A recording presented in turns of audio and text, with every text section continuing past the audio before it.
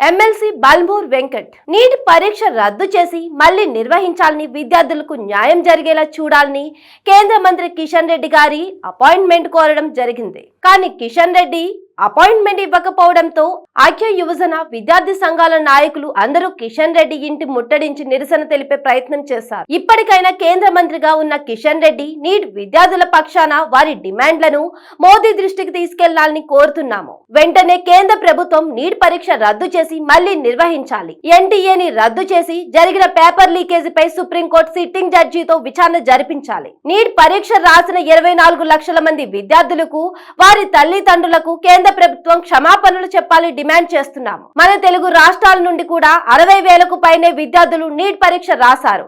వారికి అలాగే దేశ వ్యాప్తంగా రాసిన 24 లక్షల మంది విద్యార్థులకు న్యాయం చేయాలి. నీట్ పరీక్ష రద్దు చేసి మళ్లీ నిర్వహించే వరకు, విద్యార్థులకు న్యాయం జరిగే వరకు మా పోరాటం కొనసాగుతూనే ఉంటుంది. కేంద్ర మంత్రి కిషన్ రెడ్డి ఇంటి ముట్టడి కార్యక్రమంలో పాల్గొన్న సంఘాల నాయకులు ఉస్మానియా యూనివర్సిటీ వేదికగా నీట్ పరీక్షని రద్దు చేసి నీట్ పరీక్షని మళ్లీ పెట్టాలని చెప్పని డిమాండ్స్ తోటి ఏదైతే ఏఎస్ఎఫ్ అధ్యక్షుడు ఏఎస్ఎఫ్కి లక్ష్మణ్, ఎస్ఎఫ్ఐకి Rajinikanth, PDS Ramakrishna, BJS Arun, AIYF Dharmendra, DYFI Ramesh, TYL Pradeep, YJS Saleem, NSU Abhijit, Youth Congress Rohit ఏదైతే ఉన్న విద్యార్థి సంఘాలు, యువజన సంఘాలతోటి తెలంగాణ రాష్ట్ర వ్యాప్తంగా ఏదైతే ప్రారంభించిన ఈ యొక్క పోరాటానికి కిషన్ రెడ్డి గారి అపాయింట్మెంట్ కోరగా కిషన్ రెడ్డి గారు స్పందించకపోవడంతో వారి ఇంటి దగ్గర నిరసన తెలియజేసి ఏదైతే తెలంగాణ రాష్ట్రంలో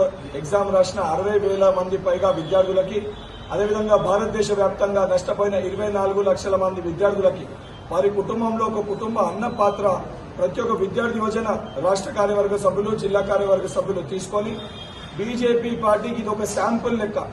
ఈ సమస్యని పరిష్కరించకపోతే ఈ రోజు ఏదైతే జరిగిందో ఇది కిషన్ రెడ్డి గారిని, బండి సంజయ్ గారిని తెలంగాణ రాష్ట్రంలో తిరగనివ్వమని చెప్పి అన్ని విద్యార్థి యువజన సంఘాల తరఫున హెచ్చరిక జారీ చేస్తూ నరేంద్ర మోడీ గారు ఇప్పటికన్నా స్పందించి తక్షణమే ఈ సమస్యని పరిష్కరించి ఏదైతే ఎన్టీఏని రద్దు చేసి మొత్తం ఇష్యూ పైన సుప్రీంకోర్టు సిట్టింగ్ జడ్జితో విచారణ జరిపించి మళ్లీ నీట్ ఎగ్జామ్ ని కండక్ట్ చేసి భారతదేశ ప్రజలకి 24 లక్షల మంది విద్యార్థులకి, వాళ్ళ తల్లిదండ్రులకి బహిరంగ క్షమాపణ చెప్పాలని చెప్పి ఐక్య విద్యార్థి యువజన సంఘాల తరఫున కేంద్ర ప్రభుత్వానికి హెచ్చరిక జారీ చేస్తున్నాం.